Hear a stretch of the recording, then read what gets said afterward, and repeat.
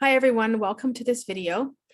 In this short video, I'm going to be going through the contents of the History K-10 syllabus. In doing so, I hope that this will help bring more clarity to the different sections of the syllabus and what they all mean. But I do encourage you to, after watching this video, take the time to go through the syllabus in your own time. And you can always come back to this video and rewatch it if you would like to. And please feel free to ask me any questions about this video if something isn't clear. So the History K-10 syllabus for New South Wales. It is informed by ACARA. So all the syllabuses in Australia are informed by ACARA. So there is alignment with what you will see on the ACARA website to what is in the syllabus, which is a requirement. So the latest version of this syllabus was 2012, and that's the one that I'm going through here. So the contents here break down the different sections of the syllabus. So we have an introduction, we have a key, I'll show you what that is, the rationale, which you should become familiar with, the place of the K-10 syllabus, the aim, objectives, outcomes, different statements for the stages, how the content is organized, and then the actual content for each stage. So we're going to just go through each of the different pages. I won't read everything out here, but you should read through the introduction, okay? It just goes through, you remember in the first lecture, I talk about the educational goals. Well, those are mentioned here in the introduction. A little bit of information on students with special needs, and also gifted and talented students. Students who are learning English as an additional language.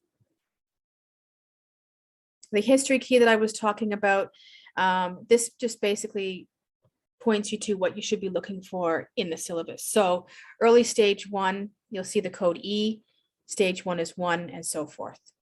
Now you'll see these types of numbers here for listings in the outcomes section, which I will show you as well when we go through. So the H just means history, HT. 5 is the stage, so that particular outcome code is for stage 5, and the outcome number is number 4. Okay, so life skills are identified as LS. Now, life skills outcomes are for students who may be having a hard time achieving the outcomes that are listed in the syllabus. The main idea behind that is to support students who are having difficulties, but teachers need to be trying to help students achieve the main outcomes of the syllabus in the first instance. Okay, so I will show you these a little bit more as we go through the syllabus so that you can see. You'll also see these types of codes here. So this is related to the codes used in the Australian curriculum. So AC meaning Australian curriculum, H meaning history, HK meaning historical knowledge, that's what it's referring to, and the element code. Okay, so you'll see things like that, codes like that throughout the syllabus. Okay, so ACHHK, Australian curriculum, historical knowledge, historical skills, and I suppose if it's an elective. Okay, so those are the different codings. Now, in the first week of this unit, we've talked about the 3-dimensional model. You'll remember that I talked about the cross-curriculum priorities and also the general capabilities. Okay, those are the 2 specific things that I pointed to for you to look at. These are the codes that you're looking, or the icons that you're looking for. So if you see this little hand with the star in it, you'll know that that cross-curriculum priority of Aboriginal and Torres Strait Islander histories and cultures is a part of the content in that part of the syllabus. Okay. It can be hard to kind of remember some of these, so I don't really want to flick around while I'm going through the syllabus. So I'm just getting my hard copy here so that I have it on hand. Some of them are easy to remember. For instance, numeracy being the calculator. That's not really hard to forget. Literacy being the little book. That's not hard to forget either. So looking for those icons as we go through. The rationale of the history syllabus, have a read through that. It's quite interesting, and I think it will help you in your first assignment. I'll just read the first couple of sentences. History is a disciplined process of inquiry into the past that helps to explain how people, events, and forces from the past have shaped our world. It allows students to locate and understand themselves and others in the continuum of human experience up to the present. I'll just read the rest of the paragraph because it's quite good. History provides opportunities for students to explore human actions and achievements in a range of historical contexts, and you'll see that as we go through.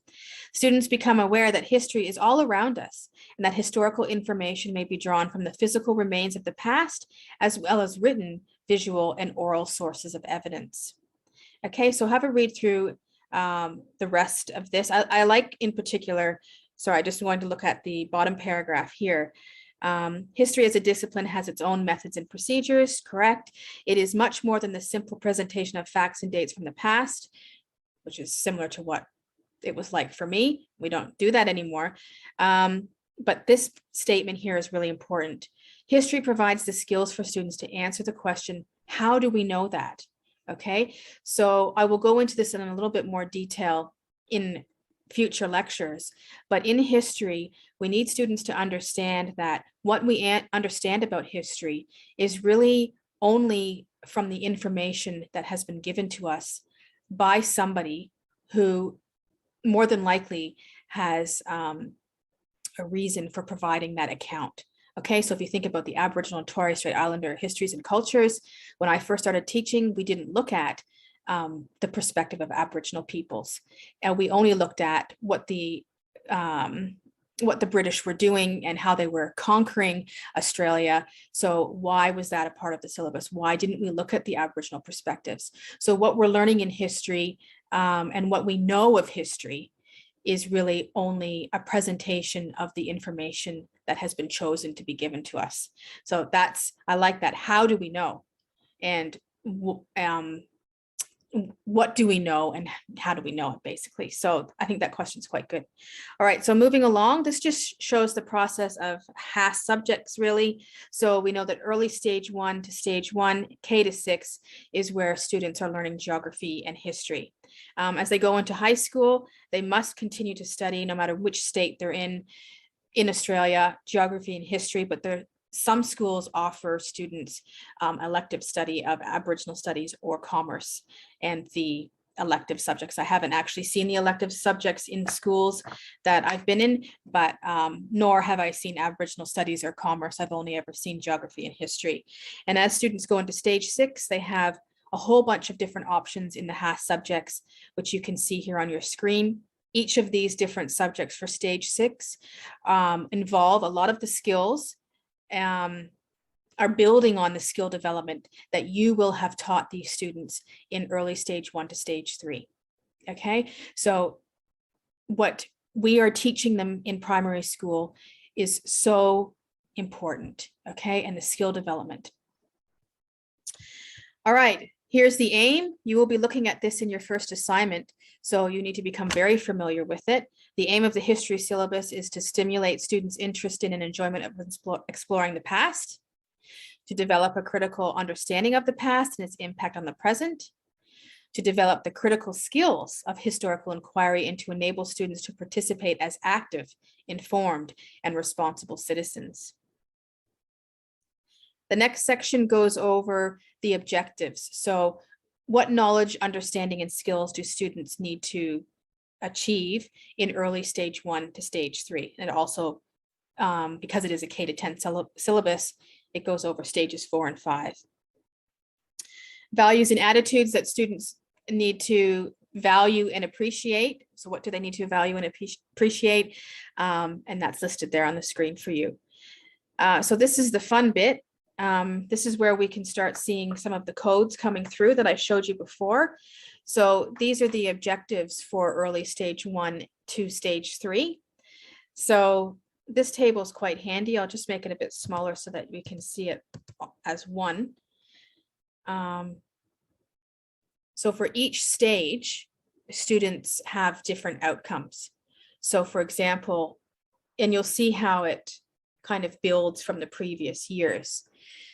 So the first outcome in early stage 1, students must be achieving this outcome, communicating stories of their own family, heritage, and the heritage of others. Okay, they also need to be demonstrating the development of skills of historical inquiry and communication. Okay, so there are only 2 outcomes there for early stage 1. For stage 1, there are 4. Stage 2, 5, and stage 3, there are 5. Okay, I'll probably come back to this table.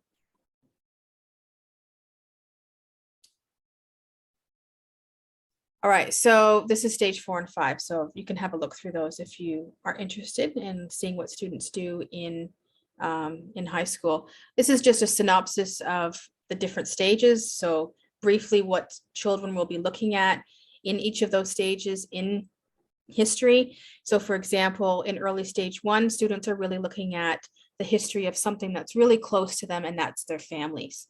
Okay, and then as I've mentioned before in other lectures, as the stages increase, so as students go through the years of school, you'll see that scope increases. So students go from families to more local communities, national, global, and so forth, and it moves up like that.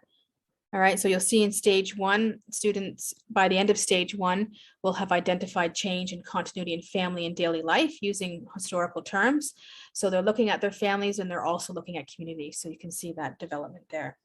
All right, so you can go through what the different stages are all about in history in this section here.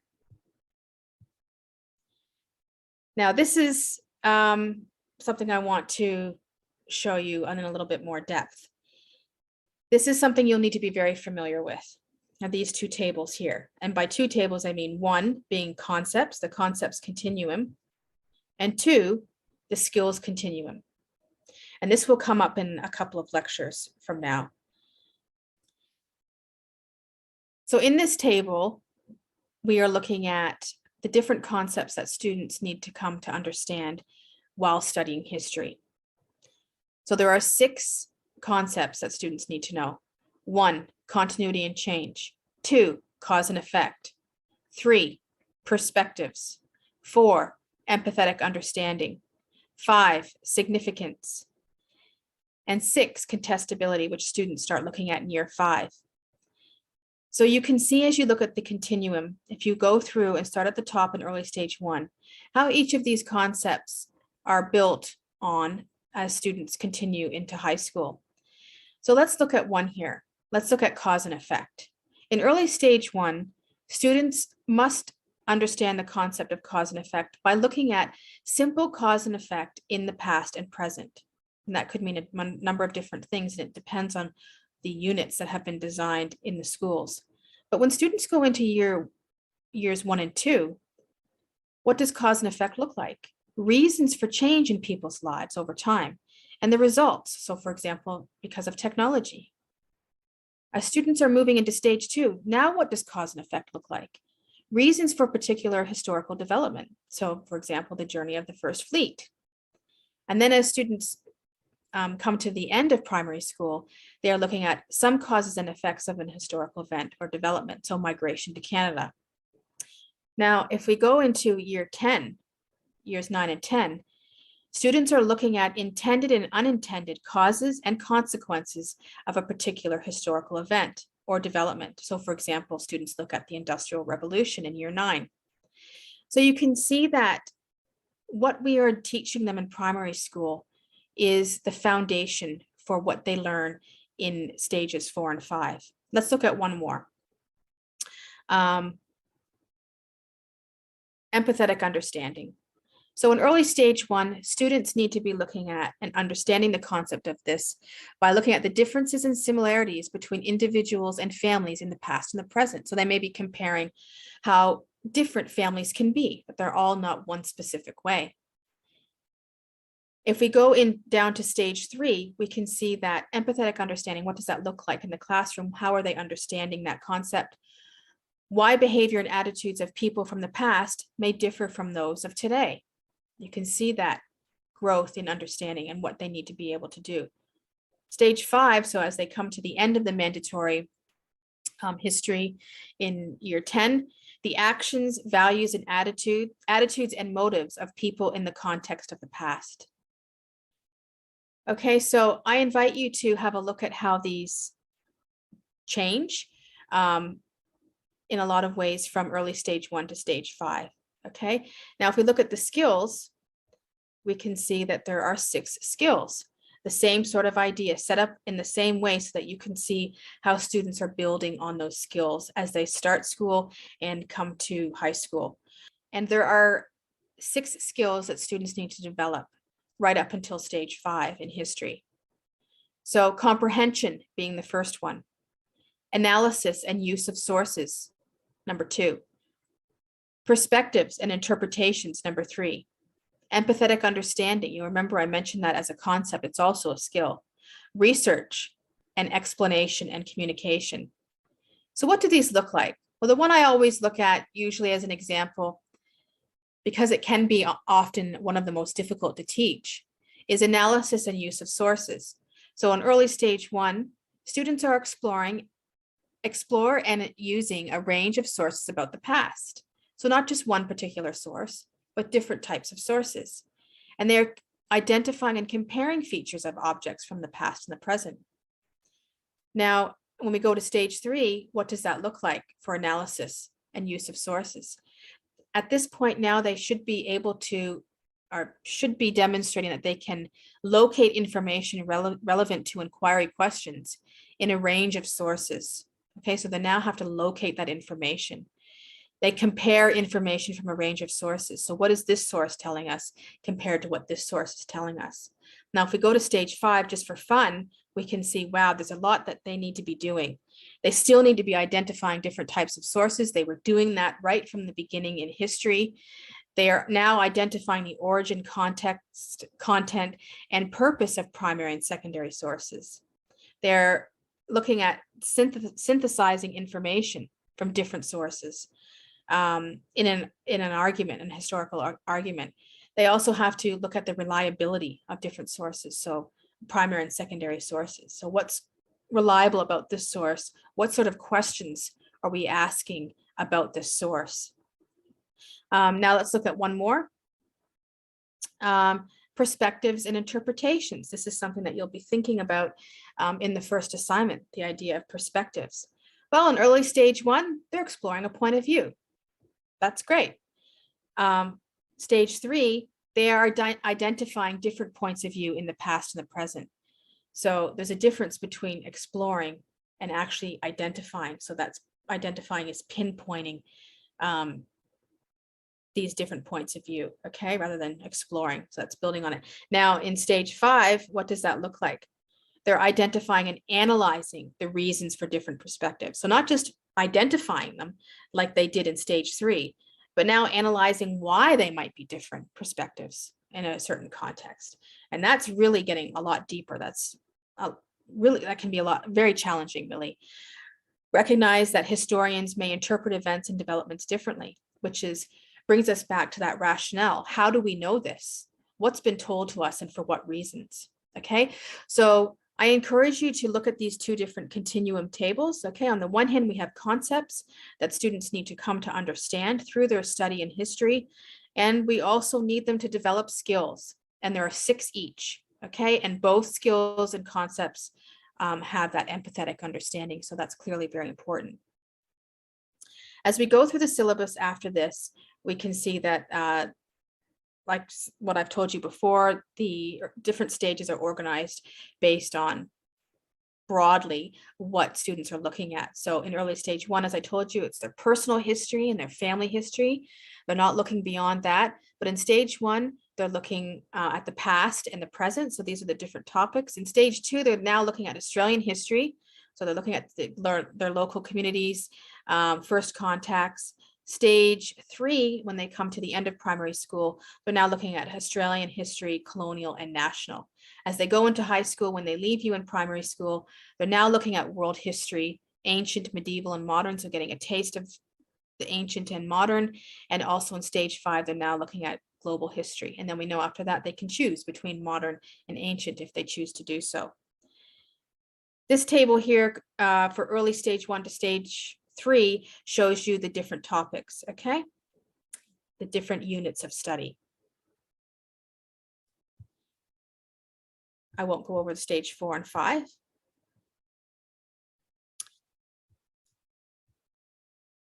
This just talks about stages 4 and 5 as well. There are those icons that I was talking about before. Goes over the, you'll remember the 3-dimensional model. This just goes over what these mean. So if you're not sure what ethical understanding really is talking about in history, then you can read this definition and it will give you an overview of what that means, what that looks like in history. So it's different. So the content for early stage 1. The first couple of pages of every stage go over, just provide an overview. So we know that students are looking at personal and family histories. We know that they're looking at these different concepts, which I showed you in the continuum table. We also know that they're looking at these different skills. So it's basically repeating what's in that table, okay, and breaking it down so that it's here. Now, if we look at the actual unit of work that students will be doing, so personal and family histories is the only one that early stage 1 looks at in history. We have the outcomes. You remember that outcome table that I showed you at the beginning? Well, this is repeating those outcomes there. So I'm actually going to flick back so that you can see.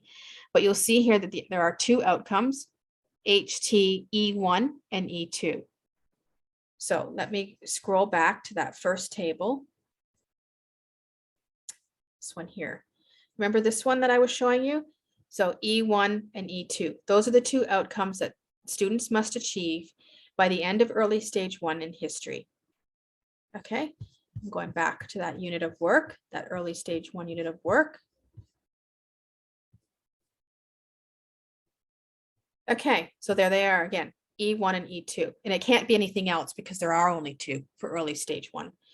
Key inquiry questions, which sort of show you the focus of the unit of work. So what are students really broadly looking at? They're looking at, what is my history and how do I know this? What stories do other people tell about the past? And how can stories of the past be told and shared? Okay. What content are they looking at? Well, they're looking at who the people in their family are, where they were born and raised, and how they related to each other. So this is the broad topic of what they're looking at. And then it says right underneath where the dot points are, what students will be actually doing in order to be able to fulfill this part of the content. So in order to fulfill this, students are identifying people in their immediate families, discussing where members of their families were born, posing questions about another's object or photograph, discussing what then and now means, past and present. So what do those terms actually mean? Okay, then we go down to the next content point. Okay, so after these dot points, the different structures of families and family groups today and what they have in common. So how did students address that? Well, the dot points underneath. Students identify and record similarities and difference and blah, blah, blah. Okay, then we go down again. There's a third section and how students do that. And that's it for early stage 1. Okay, we go on to stage 1 now. And we can see the overview again before stage 1 content, actual content. So there's an overview, the concepts that students look at, the skills that students need to develop in stage 1 from those tables that I showed you before. Then we get into the content. You remember that there are 2 units of work for stage 1, and both are broken down here. So the first one is present and past family life.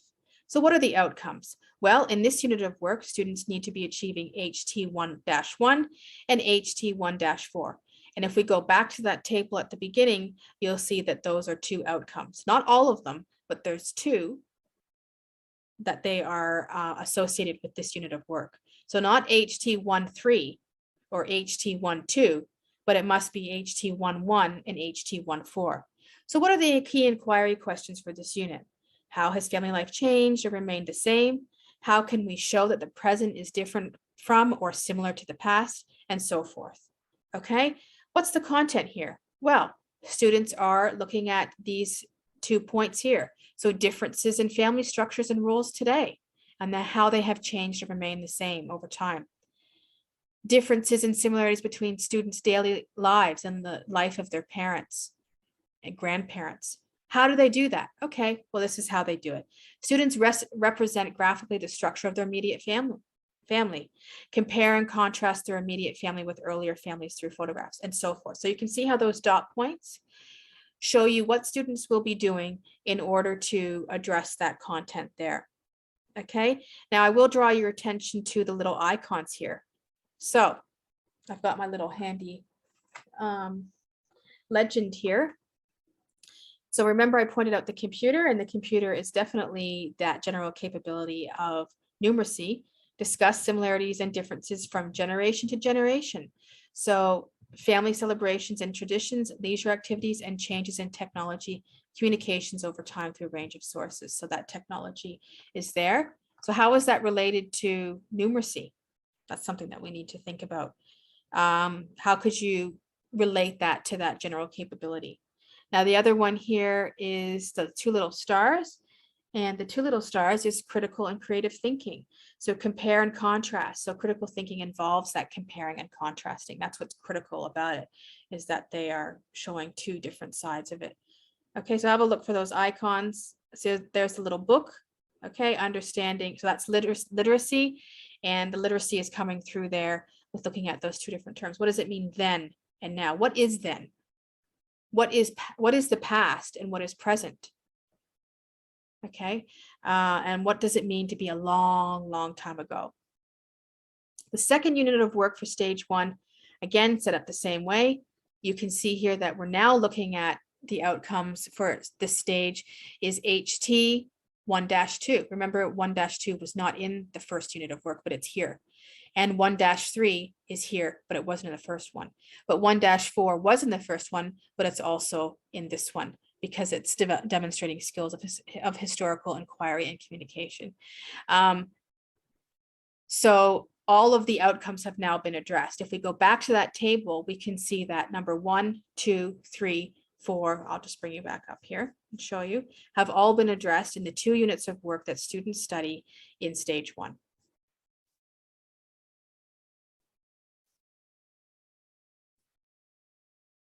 One, two, three, 4, covered. They're good. So I'll just show you one more. So we're noting here that there are 5 outcomes in stage 2.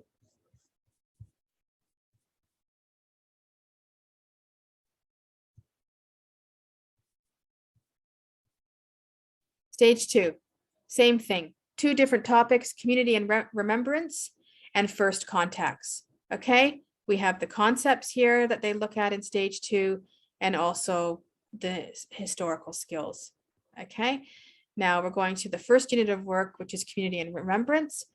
What outcomes are they looking at? 2-1, 2-2, 2-5. Let's go down to the next unit of work. 2-3, 2-4, 2-5. So 2-5, the -5 is always there for historical inquiry and communication, but all of the outcomes have been covered by the end of stage 2. You can see that. Take note of the inquiry questions. They guide the unit of work. They can be broken down to more focused questions, which we'll talk about in when we talk about the inquiry method of teaching. Okay, and the content is broken down the same as what I showed you before.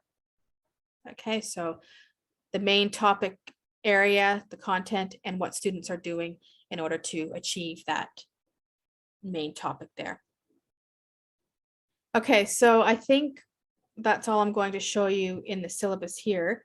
If you want to go down and have a look at stages 4 and 5, it's set up a little bit differently, but mostly the same. We still have the overview pages and what the concepts are and the skills that students look at.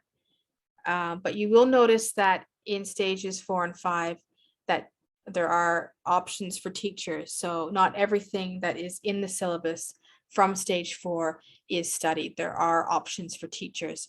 There are some areas that must be studied. So for example, in stage 5, I don't think it's going to be showing here. Oh, sorry, I've got to go down a little bit further. There's quite a bit here. students must look at World Wars I and II, and they must look at rights and freedoms. But the other ones are up for grabs. They can choose. So there's a lot of ors. Okay, so they can choose. So I hope that's helped you understand the history syllabus and break it down on what it all means and make it more clear for you on the different sections. I encourage you to go back and have a look, give yourself the time to do that. And I think we will be doing this again for the geography syllabus because it's a little bit different, but not too different. They've tried to make it quite similar for the syllabus, but there are different skills, because you can imagine with map work and field work and everything, it's quite different. But for now, let's just focus on history and try to become familiar with it. And that's it. I think we'll stop now. Thanks.